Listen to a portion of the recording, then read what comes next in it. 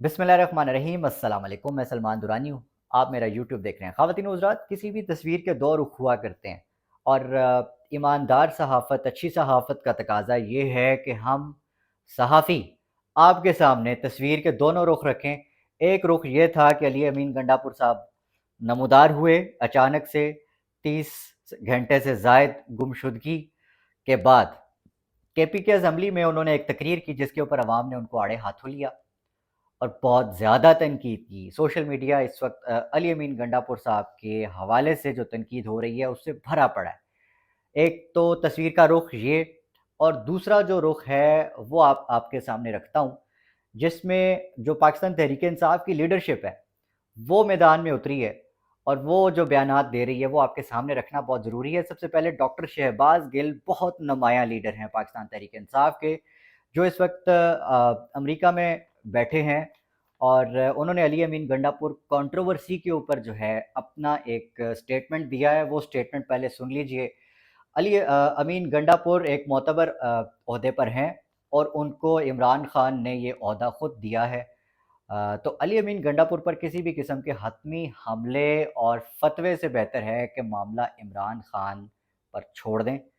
ये डॉक्टर शहबाज गिल साहब का कहना है, ये उनका मौक़िफ़ है। इसके बाद उमर डार का मौक़िफ़ आपके सामने रखते हैं। ये भी पाकिस्तान तहरीक-ए-इंसाफ के नुमायाँ और पुराने जो हैं वो खिलाड़ी हैं, लीडर हैं। इनका कहना है कि मैं आपसे अपील करता हूँ, वो आवाम से अपील कर रहे हैं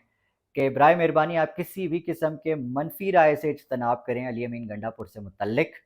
जब तक कि सारी सूरत-ए-हाल को लेकर और ख़ास तौर पर अली अमीन गंडापुर के हवाले से इमरान खान का कोई मौक़िफ़ सामने नहीं आ जाता। मुझे पाकिस्तान तहरीक-ए-इंसाफ में 14 साल होने को हैं। इस सारे वक़्त में मैंने मुश्किल वक़्त में इमरान खान के शाना बशाना जिस शख़्स को खड़े देखा हर मौके के ऊपर, वो अली अमीन गंडापुर है। अली अमीन इमरान खान का वफ़ादार है और वो इस पूरी तहरीक का हीरो है। ये पंजाब के पाकिस्तान तहरीक-ए-इंसाफ के लीडर उमर डार, जिनका ताल्लुक सियालकोट से है, उस्मान डार के जो भाई हैं,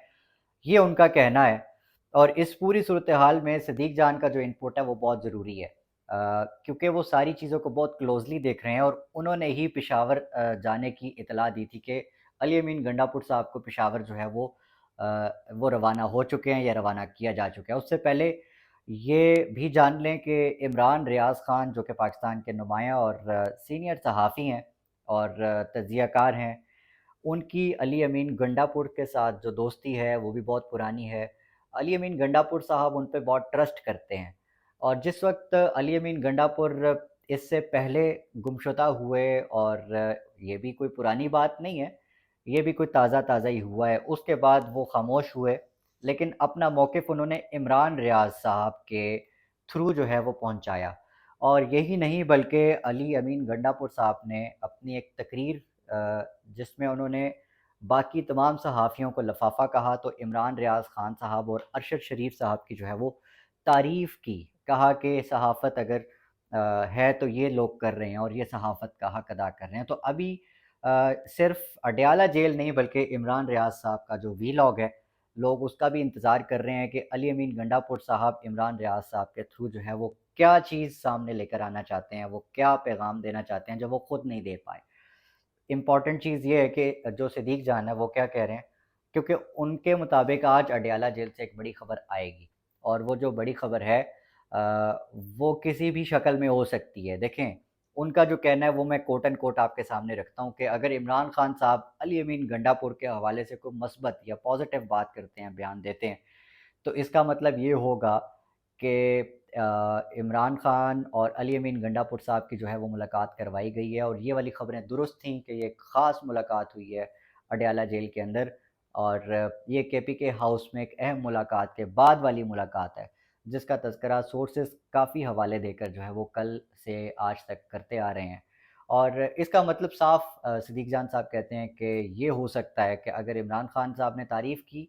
अली अमीन गंडापुर साहब की, तो इसका मतलब है कि मुतालबात माने जा चुके हैं। पहला मुतालबा ये मुमकिना तौर पे खान साहब का था कि जी जो काज़ी साहब की एक्सटेंशन है वो नहीं होगी और मंसूर अली शाह साहब का जो नोटिफ़िकेशन वो आ जाएगा मैंडेट की वापसी के हवाले से, और ये कि अदालतों में जो दखल अंदाज़ी नहीं की जाएगी फ़िलाँ और फ़िलाँ। اس میں جو بے گناہ لوگ ہیں ان کی رہائی کی بھی بات کی صدیق جان صاحب نے، لیکن صدیق جان صاحب کی اس مطلب یہ خود فرما رہے ہیں کہ یہ ایک مفروضہ ہے جس پہ لوگ بات کر رہے ہیں، اس پہ بھی سوال اٹھ سکتے ہیں اگر تو ایسا ہے۔ اگر تو عمران خان صاحب یہ بیان دیتے ہیں اور پھر کل جو صورتحال بنتی ہے وہ مختلف مطلب کہ یکسر ڈفرینٹ ہو جاتی ہے تو کچھ نہیں کہا جا سکتا، لیکن اگر ایسا ہے تو پھر جو جس وقت اب سے کچھ دیر پہلے مطلب ایک رات کو ہی جو ہے وہ صاحبزادہ حامد رضا صاحب کی ایک آڈیو پیغام سامنے آتا ہے جس میں یہ کہا جاتا ہے کہ ان کے جو ایم این ایز ہیں 15 سے 20 ایم این ایز کو جو ہے وہ اغوا ابڈکٹ کرنے کے لیے جو ہے وہ ٹیمیں تیار کی جا چکی ہیں، یہ حامد رضا صاحب کی انفارمیشن ہے۔ اور ان کا مزید یہ کہنا تھا کہ جو ان کی طرف کے 3 سے 4 جو ایم این ایز ہیں اگر وہ بھی مینیج ہو جاتے ہیں اور ووٹ ان کی طرف چلا جاتا ہے، دوسری طرف چلا جاتا ہے، تو ڈو اور ڈائی والی سچویشن ہو جائے گی پاکستان تحریک انصاف کے لیے، سنی اتحاد کونسل کے لیے، اور حکومت جو ہے وہ ون ون سچویشن میں نظر آتی ہے۔ اگر تو ڈیل ہو گئی ہے، اگر تو مطالبات مان لیے گئے ہیں، تو پھر یہ جو تیاریاں ہو رہی ہیں ترمیم کے لیے یہ کیوں ہو رہی ہیں؟ پہلا سوال یہ۔ دوسرا یہ کہ جو 63 ہے 63A ہے، بیسیکلی اس کی تشریح سے متعلق یہ جو فیصلہ آیا ہے جس کا فائدہ گورنمنٹ کو ہونا ہے، قاضی صاحب کو ہونا ہے اور پھر اصل گورنمنٹ کو ہونا ہے، تو یہ کیوں کی گئی؟ یہ ساری ایفرٹ یہاں تک کیوں کی گئی؟ یہاں تک معاملات کیسے لائے گئے کہ اتنی آسانی سے فوراً جو ہے وہ معاملات مان لیے گئے، مطالبات مان لیے گئے عمران خان صاحب سے؟ اور آخری چیز جو کہ سب سے زیادہ میرے ذہن میں کافی دیر کی کھٹک رہی ہے اور وہ یہ ہے کہ اگر تو مطالبات مان لیے گئے ہوتے تو جو حکومتی سرکلز ہیں ان میں ہلچل نظر نہیں آ رہی، ان میں کوئی انسیکیورٹی نظر نہیں آ رہی، جس میں ایک میرے دوست ہیں نوید بلوچ صاحب،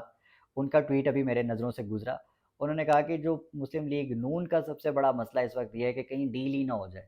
تو ڈیل تو خیر یہ نہیں ہوگی کیونکہ اس وقت عمران خان ڈیل کا مطلب ہمارے ہاں جو عام طور پر یہ سمجھا جاتا ہے کہ جی آپ نے ڈیل کر لی اور صحت کے بہانے یا کسی بھی طرح سے این آر او لے کے اس ملک سے چلے گئے ہیں، تو عمران خان صاحب تو یہ نہیں کرنے والے، نہ انہوں نے پچھلے 1 سال میں کیا اور نہ اب جو ہے وہ ان سے یہ توقع کی جا سکتی ہے۔ ہاں مطالبات ان کے ملک اور قانون کے لیے ہوتے ہیں، آئین کے لیے ہوتے ہیں، جمہوریت کے لیے ہوتے ہیں، ان مطالبات کو اگر سامنے رکھا جائے اور دیکھا جائے تو میرا نہیں خیال کہ یہ جو معاملات ہو سکتے ہیں دوسری طرف سے وہ کسی نہ کسی طریقے سے پاسبل ہو۔ ہاں یہ ہو سکتا ہے کہ معاملہ کہیں نہ کہیں آگے بڑھ رہا ہو اور اس پیش رفت میں ان کو کوئی گارنٹی دی گئی ہو اور یہ گارنٹی جو ہے وہ ایک ٹریپ ہو۔ اب کتنے فیصد یہ درست ہے یا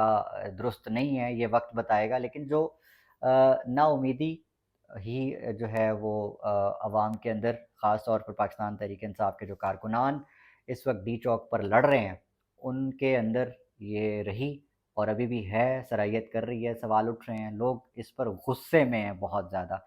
کہ جو پاکستان تحریک انصاف کے خاص طور پر جو ایم این ایز ہیں یا جو اس وقت جیت کر آئے ہوئے ہیں وہ کسی بھی قسم کا رسک لینے کے لیے تیار نہیں ہے۔ ایم این ایز کا تو چلیں بہانہ یہ ہے کہ وہ کہیں اغوا نہ ہو جائیں، لیکن سوال یہ ہے کہ جو کے پی کے اندر ہیٹڈ سپیچز کرنے والے ایم پی ایز ہیں وہ وہاں بیٹھ کر سپیچز تو کر رہے ہیں لیکن وہ عملی میدان میں نظر نہیں آتے۔ سیم اسی طرح پاکستان تحریک انصاف کے جو پنجاب کے ایم پی ایز ہیں ان سے بھی یہ سوال ہے کہ یار آپ کچھ ایفرٹ نہ کر لیں۔ تو ایک اور بات جو ہے وہ تجویز کے طور پر سامنے آئی ہے وہ یہ کہ چلیں اگر یہ نہیں ہو سکتا تو کم از کم وہ جو ٹکٹ ہولڈرز ہیں ان کی ذمہ داری لگائی جائے کہ وہ لوگ لے کر پہنچیں ڈی چوک میں جو لوگ اس وقت لڑ رہے ہیں ان کا ساتھ دینے کے لیے۔ تو یہ وہ تمام چیزیں جو کہ ہوپلیسنس بڑھا رہی ہیں، ڈائریکشن کوئی نظر نہیں آتی۔ اس میں سالار خان ایک جذباتی کارکن ہے، پاکستان تحریک انصاف سے ان کا تعلق ہے جذباتی طور پہ بھی اور ظاہر ہے نظریاتی طور پہ بھی۔ انہوں نے پشاور سے پیدل مارچ کرنے کا جو ہے وہ اعلان کیا۔ یہ میرے لیے ایک بڑا دلچسپ امر تھا، جاتے جاتے میں آپ سے ڈسکس کرتا ہوں۔ ان کا کہنا ہے کہ جو ورکرز لڑنے اور مرنے کے لیے تیار ہیں مگر وہ لوگ جن کو عمران خان کے نام پر ووٹ ملا وہ کچھ نہیں کر رہے اور آگے نہیں جا رہے۔ ہماری لیڈرشپ اسلام آباد پہنچ کر غائب ہو جاتی ہے اور پھر کے پی کے سے نمودار ہوتی ہے۔ تو میں نے یہ فیصلہ کیا ہے